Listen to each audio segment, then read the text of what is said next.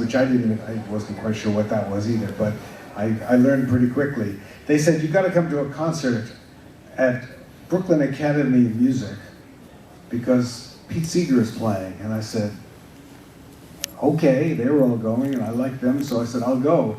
I went to the wilds of Brooklyn. From the Bronx, that was like going to the Amazon jungle or something.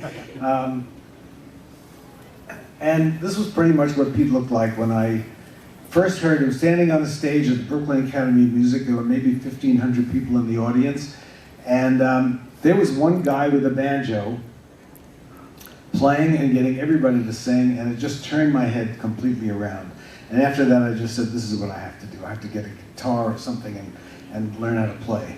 And so, and plus, in my class at the High School of Music and Art was Peter Yarrow, who later went on to be the Peter of Peter, Paul and Mary, and Eric Weisberg, from later did dueling banjos and was a great session musician and is a friend to this day. He lives right near me in Woodstock, New York. So those were just two of many musicians that I got to know and play with. We jammed after school. In fact, in that, you might have seen there was a park outside of that image of the High School of Music and Art. There was a park, and on nice days, kids would go out there and play the guitars and banjos. It was the first time I ever heard bluegrass banjo played. Eric Weisberg was learning Scruggs style off of the radio. He was taping radio shows and learning, and I couldn't believe all the notes that were coming out of this guy's banjo. It was just mind-blowing. So from there, I started hearing about Washington Square Park. So this is a picture I found not too long ago of me at the top of this picture with my first Martin guitar, which I got, so this must have been about 1957 or so. And right under me, the two young women with the glasses are Ellen and Irene Casoy, the Casoy sisters. Anybody here with the Casoy sisters? Yes. Yes. Of course, you would have known. And they were a duo back in those days, and they made one LP called Bowling Green with Eric Darling playing banjo and guitar behind them. And their songs, one of their songs actually ended up in Oh Brother, Where Art Thou on the soundtrack.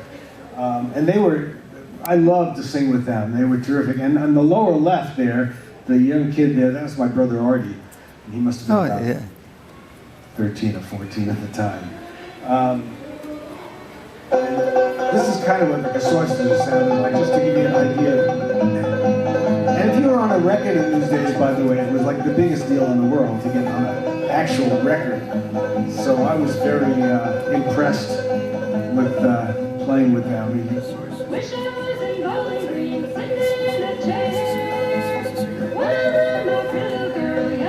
So this was kind of part of my introduction to Southern Mountain music, which was really pretty exciting.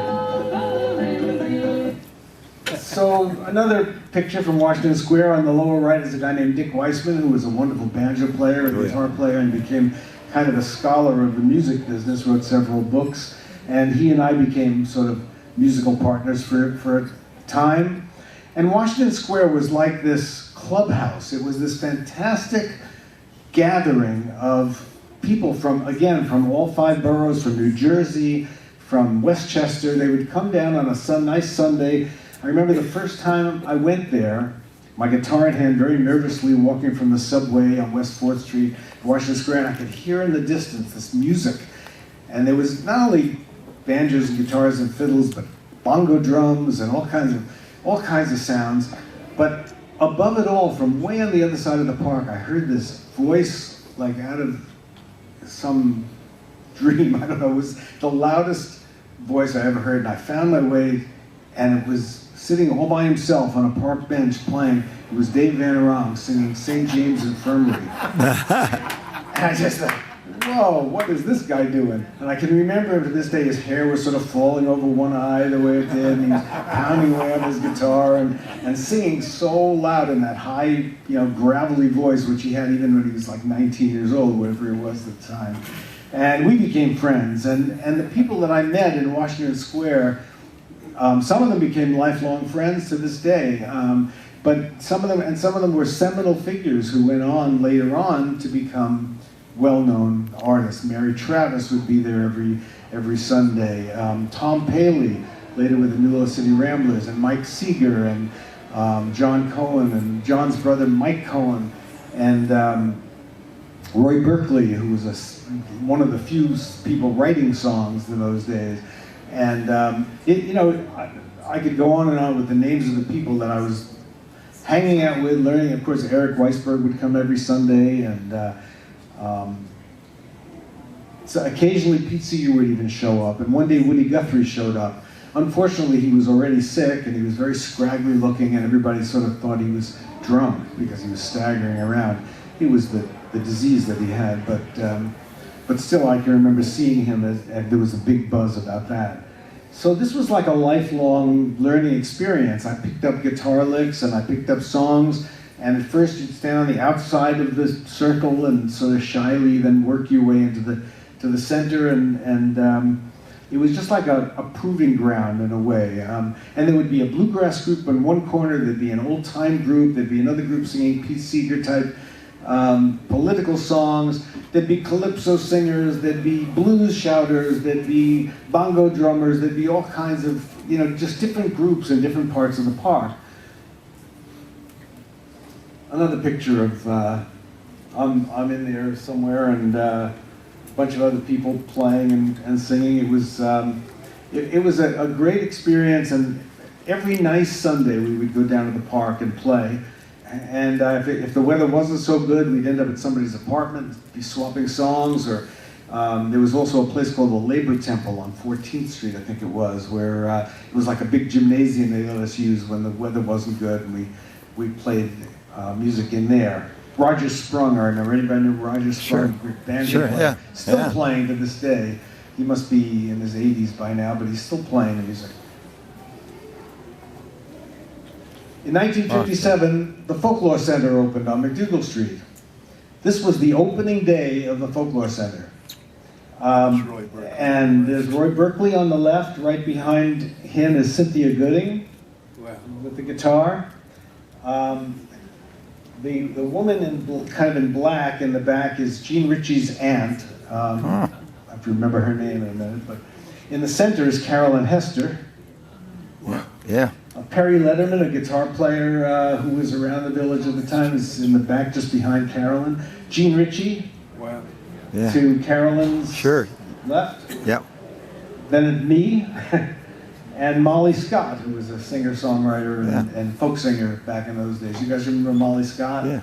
She used to play around the village quite a lot. Yes. So this was the opening day of the Folklore Center, and the Folklore Center became, again, our clubhouse, our meeting ground. It was like ground zero for the folk music revival back in those days. Izzy Young was the proprietor, and he was irascible and opinionated, and if somebody came into his store, even back then, smoking a cigarette, he'd throw him right out. If somebody asked the wrong question, he'd throw him out. If he didn't like the look of somebody, he'd throw him out. But he was also this font of wisdom and gossip, and he put on little shows. I heard the New York City Ramblers play right in this space. Bob Dylan did a show in here. I didn't hear that one. Odetta, I met Odetta in here. You could almost think about the pantheon of people who later became well-known folk singers, and they would be hanging around this store. So another scene from Washington Square. And this attractive young lady on the lower right was a woman named Ellen Adler. You guys remember Ellen Adler from the village? Yes. And Ellen was this ethereal ballad singer, had a very pretty voice. She played nylon-strung guitars, and that was a guy named Jerry, who was her boyfriend at the time.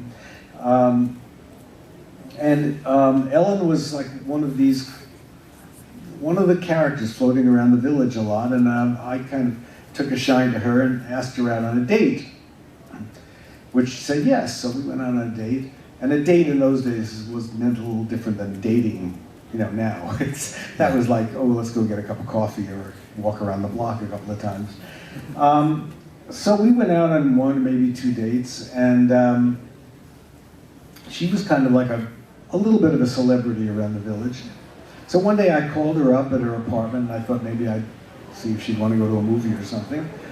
And I thought I was talking to her, but actually I was talking to her roommate. And so I was actually asking her roommate out on a date.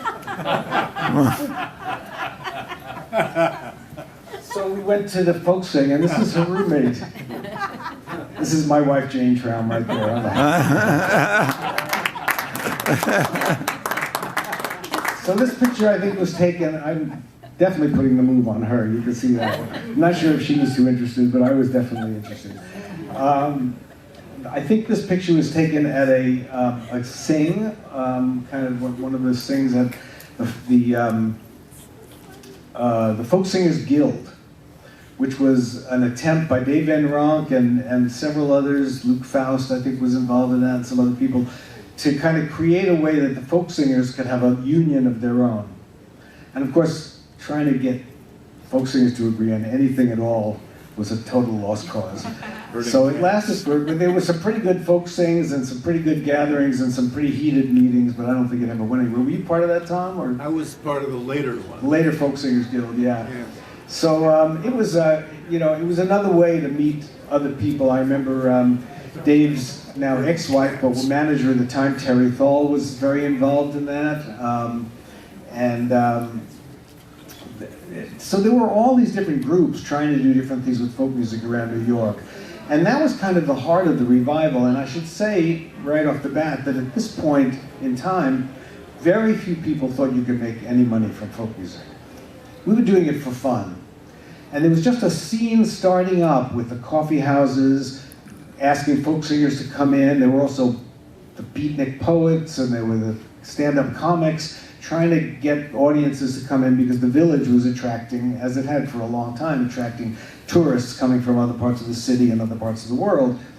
So then these basket houses sprung up where people literally pass the basket, you play, and usually stand in the window of the place so people passing by can say, oh, there's somebody playing guitar and singing, so I'll go see what it's about. And then you'd pass the basket, and my friend John Sebastian, who was also a little bit later was part of that basket scene, said the one thing he didn't want to do was follow Richie Havens. Because if you followed Richie Havens at basket house, everybody was cleaned out, nobody had any money left.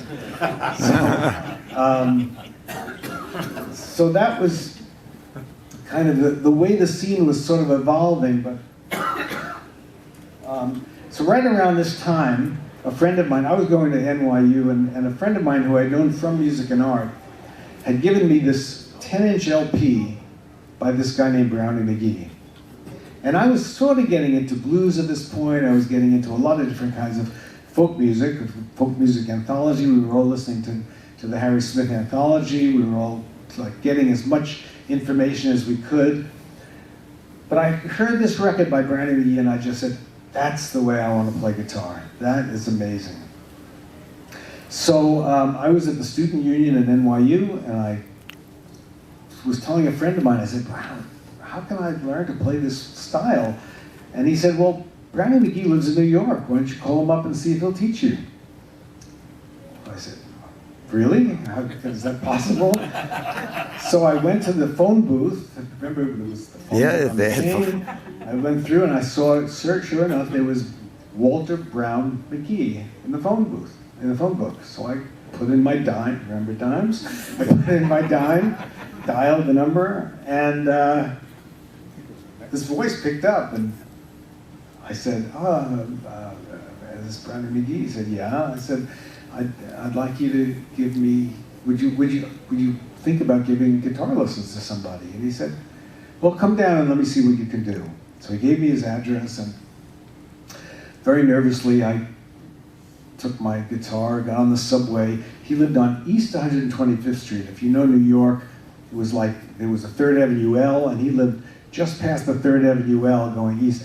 And I take the D train down, got off at 125th Street, walked all the way across from 6th Avenue to between 2nd and 3rd, or 1st and 2nd, I remember, up 5 flights of stairs, knocked nervously on his door, and his wife answers, there's kids behind her, running around yelling. I said, I'm supposed to meet Brownie here. He said, well, he's not here, but why don't you come in and wait?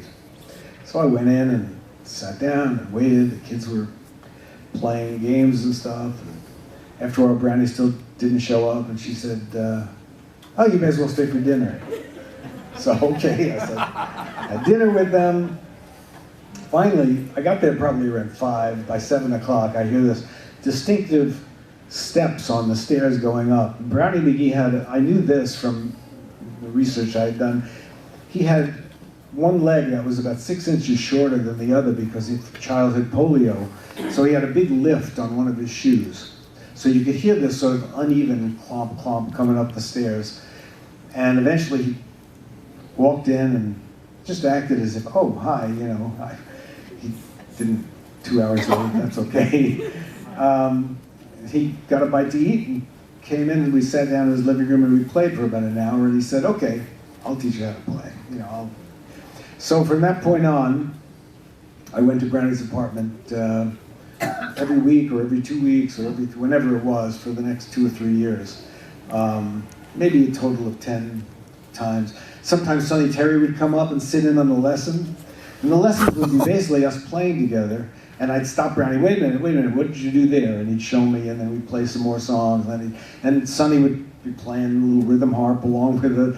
And even one time I remember Brownie had a brother named Stick McGee, who was best known for one song. He had a big hit song called Drinkin' Wine Spoiliote. Yeah, which was big. Yeah. It was a big R&B hit. Huge. And Stick came up one day and sat in on the lesson. So it was quite an experience. And eventually I became friends with Brownie. And I just want to play you a little bit of one of the songs, since the time is short. But this is one of the songs that got me really into Brownie.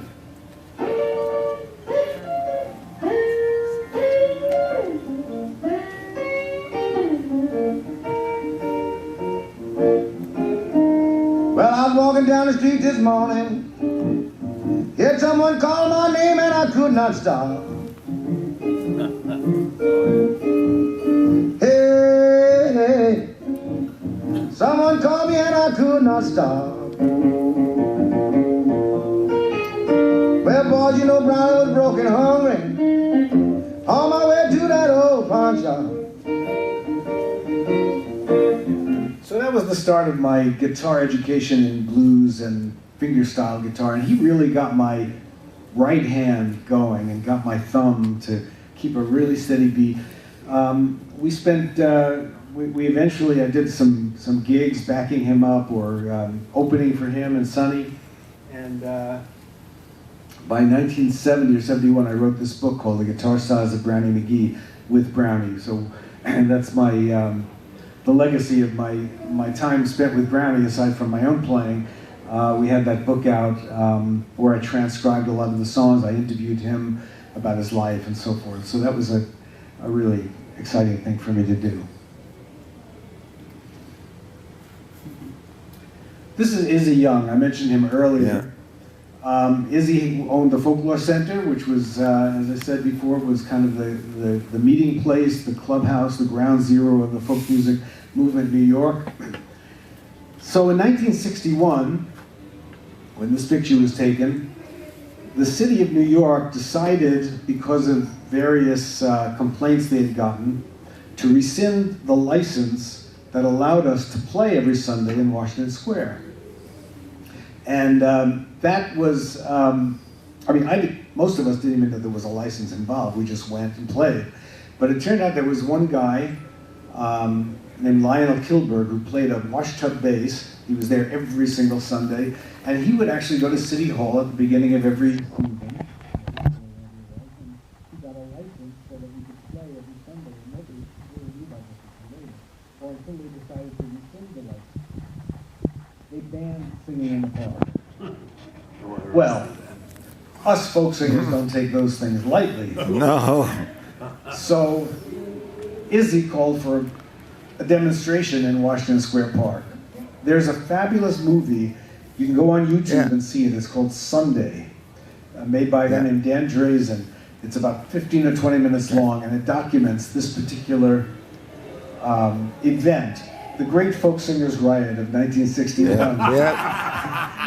And actually, it was the police riot, because it was the first time most of us had ever seen the police actually act in an irrational, strong-handed, crazy way. They surrounded the park, and we all got into the center. Izzy led us in singing the Star-Spangled Banner of all things, America the Beautiful. And at one point, the cops got a signal, and they all converged and started pushing people around. They arrested this poor, hapless, obviously dangerous, radical auto harp player. That guy was a threat to society if I ever saw one. Yeah. He actually got taken off on the film. You see him being thrown into a police car and driven away. A few other people were arrested. That was me being manhandled by the cops. I was thrown over the fountain. These are just stills I captured from this film. The cops actually, it became like women, young girls screaming, cops pushing people, shoving, arresting people for singing in the park. I mean, what could be crazier than that? But it was a pretty exciting day for us. Around that time, 1961 or 62, I met this guy. There had been an amazing buzz around the village about Bob. People were, I remember being at a party or something, people, you hear about this kid Dylan? He just came in, he was riding freight trains, and he was working in carnivals, and he was a rodeo cowboy, and he was this amazing guy. He had done all these things. He was from New Mexico. No, he was from Arizona. No, he was from Denver, Colorado. He was this guy, and he was playing all these songs, and everybody, there was all this talk about him. So through a friend of mine named Gil Turner, who was he had been kind of an organizing folk singer, both politically and also he was running there were weekly hootenannies at Gertie's Folk City, which had just opened not too long before this, about 1960 or so. And Gil was one of the guys who was sort of the MC for the open mics, we called them hootenannies then. And he became friends with Bob, and Gil and I were arrested together in a demonstration in Washington Square Park. No, I'm sorry, in City Hall Park. Again, very dangerous thing we did. We refused to take shelter in a compulsory air raid drill. Now that was really breaking the law. Yeah. So the air raid drills were so that if there was a nuclear attack on New York City, you had to get into a doorway or into the subway to be saved from this nuclear explosion, and that would do it. You'd be fine. So we had this strange idea that, we thought it would be better not to drop the bomb, maybe, rather than hiding in the subway. Maybe that would be a better idea. So for that, we got arrested. We refused to take shelter. Of course, we had guitars and banjos. We were singing. And so that part of the story will come around in a couple of minutes. But anyway,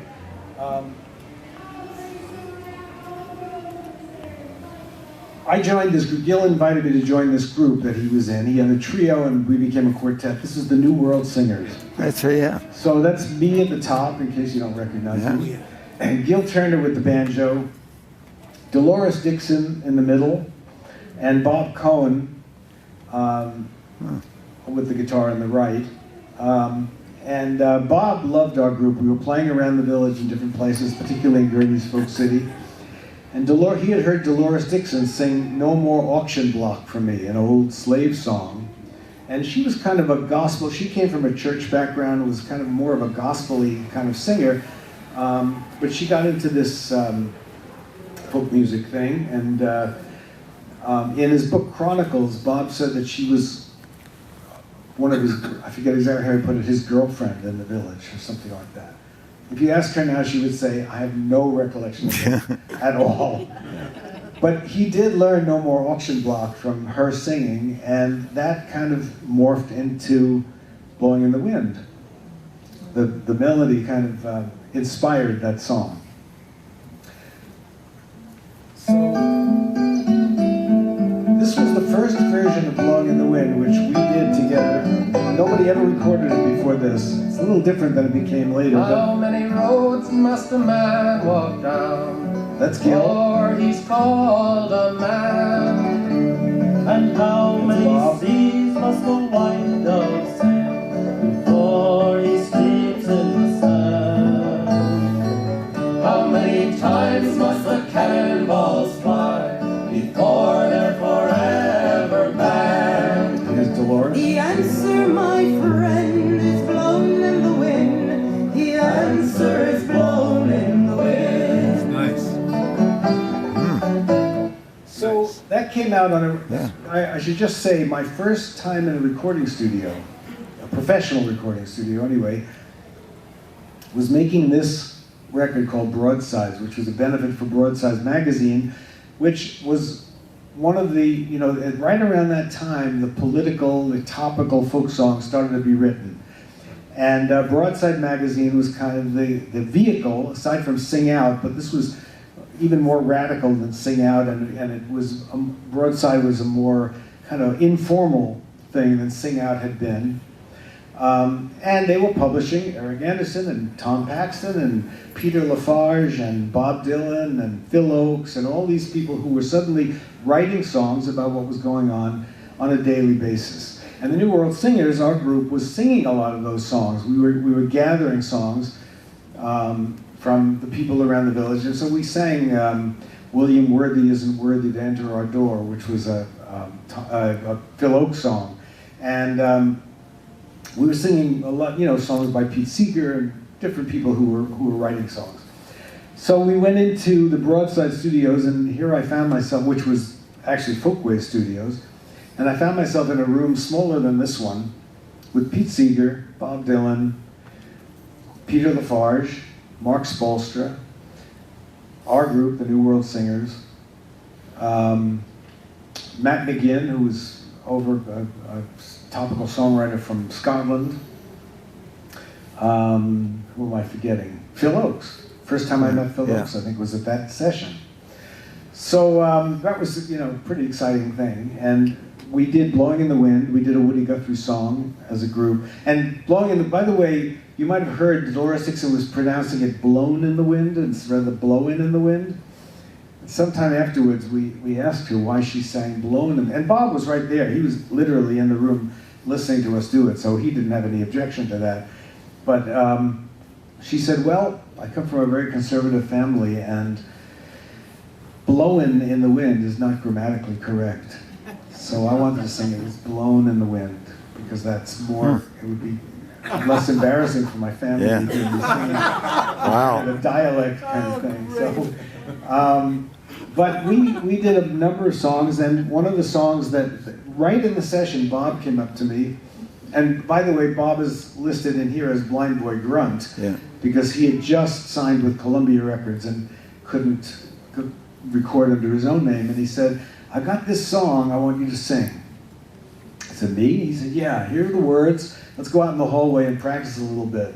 So he and I practiced it a little bit, and it ended up on this record, and it's called Let Me Die in My Footsteps, or I Will Not Go Down Under the Ground, and it's all about not taking shelter in an air raid drill. So this is my first solo on record, with Bob backing me up and singing harmony on the chorus. Down under the ground, because someone tells me that death's coming around. I will not carry myself down to die. If I die, let me die with my head held high. Let me die in my footsteps before I go down under the ground. There's been rumors of wars that have been. This also shows what a writer he was even has been back lost then. in the wind. His words Some are great. people are thinking that the end is close by. Instead of learning to live, they are learning to die. Let me die in my footsteps before I go down under the ground. Great. So right after that, Dolores decided she didn't like the show business. She left the group, and we became a trio. And we managed to secure a contract with Atlantic Records. Now, Atlantic Records was known for Ray Charles and other R&B artists.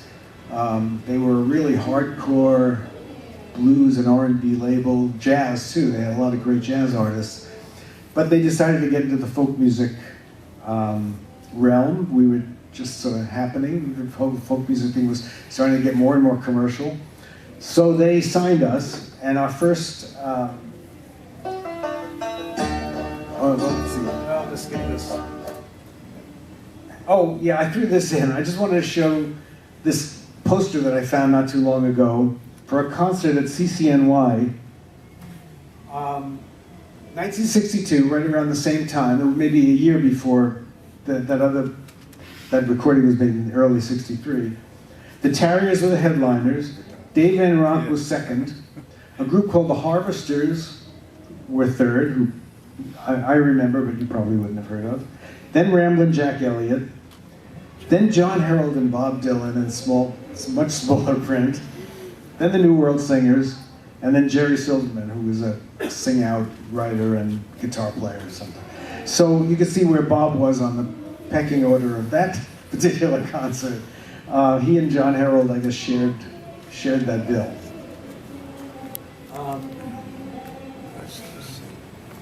Okay, I'm diverging a little bit. This is Gertie's Folk City. I want to get quickly into this.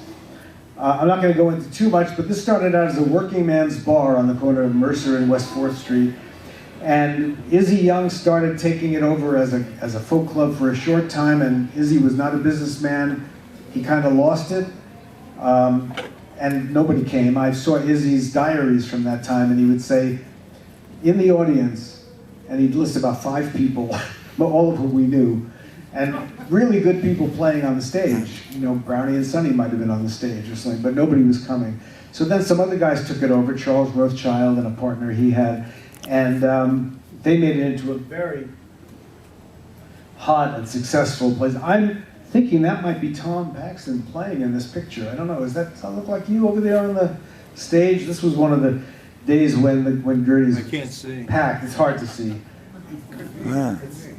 You know, anyway, I won't get too much into Gertie's. I could go on for a long time about that, but it went from being, this is when folk music went from being a thing we all did because we loved, to being a thing where when you played on their open mic nights on Monday nights, you jockeyed for position so that you didn't play too early and you didn't play too late, because too early nobody would be there yet, too late everybody would have left. But you knew that there was a certain time when the agents, the managers, the record company executives, the other artists of importance would be there, sort of wheeling and dealing, and you wanted to be seen by those people. And it became a real competitive scene, as opposed to when it was just sort of doing it for the fun of it.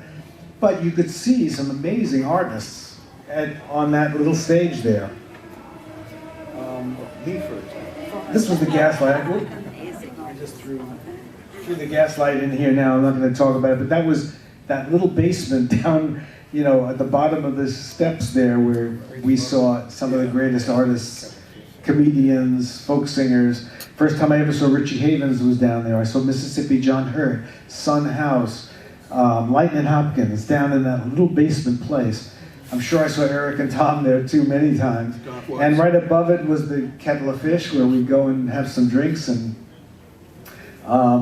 Sam Hood was the owner of that at the time, a co-owner. His dad started it. And anyway, we don't have time to go into that right now. Back to Gertie's. This was one of the programs that I found, one of the flyers. And you can see right sort of in the middle, the New World Singers, our group. It says, Bill Turner, Happy Traum, Bob Cohen. Stirring, poignant, witty songs, admirably sung, says Musical America. And Reverend Gary Davis, also on the bill. Well, that was quite a thing to be opening. I think it was 2 weeks opening for Reverend Gary Davis. And one of the great finds of my life recently from my friend Stephen Grossman turned out he was a student of Gary Davis at the time, and he brought his little walnut sack tape recorder to these shows, and he taped all the shows, Yeah. including songs that the New World Singers backed up Reverend Davis. And I just have to play you a little bit of this one song where we're playing behind the Reverend, because this to me is one of the highlights of my life, having found this.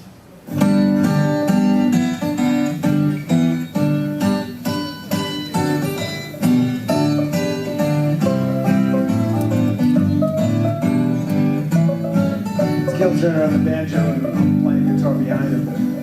Oh, when I was out in the sea, I had no one to be my friend. Jesus came and saved me. Glory, hallelujah.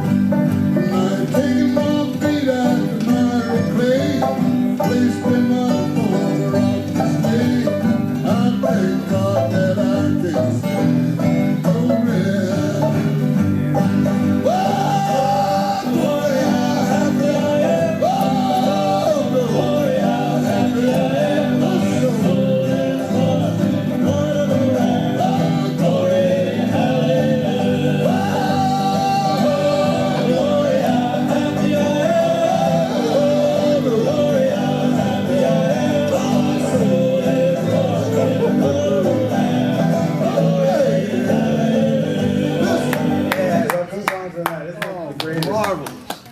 So this was the album that came out, the New World Singers. The photographer was a fabulous, world famous Lee Friedlander photographer. But the art department decided in their wisdom that it looked better with the picture flipped around. So we're all playing left-handed. Yeah.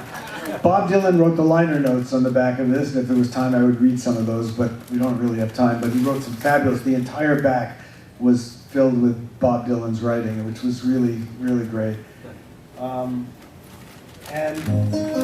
this was our first single. This is the first time this song ever appeared on recording. There ain't no use to sit and wonder why, babe, Not the version you're used to hearing, I know. if you don't know by now. Anyway, that was, and there's our single, which actually started to do something until Peter, Paul, and Mary put out their record of it.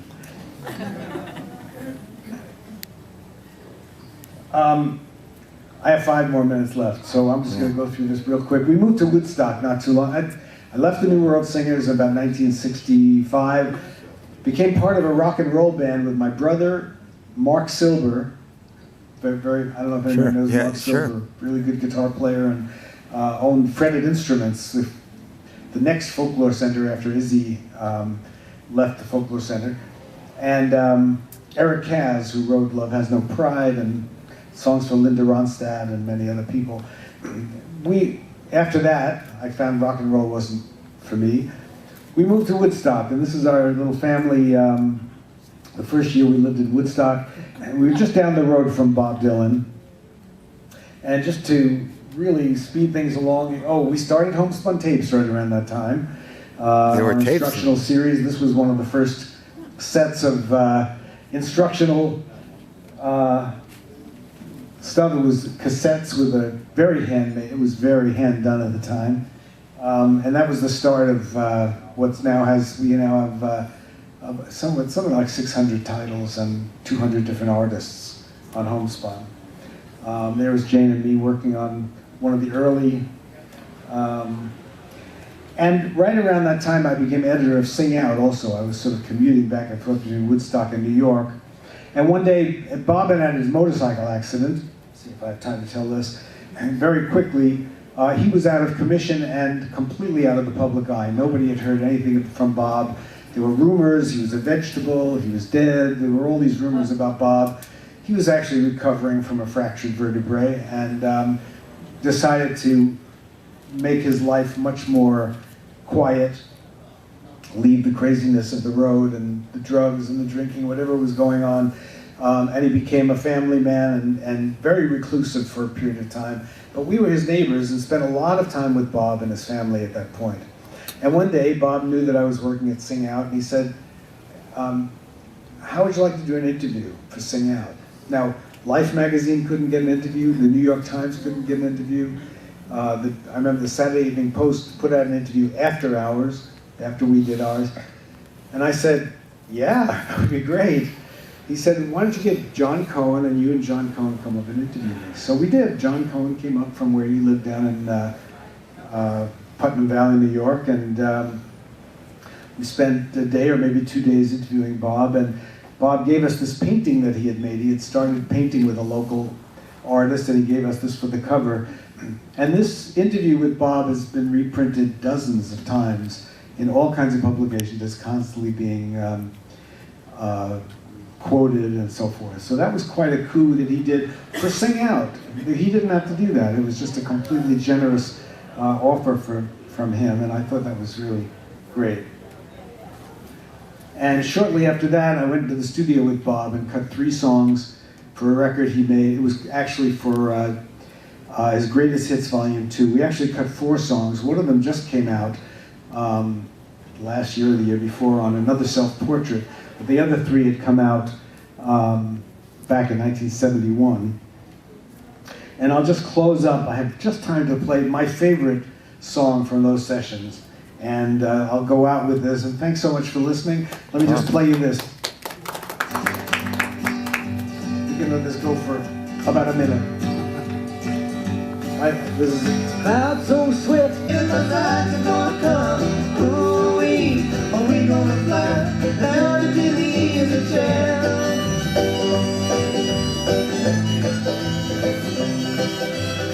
Thank you all for listening. Wow, Thank you so much. that's great.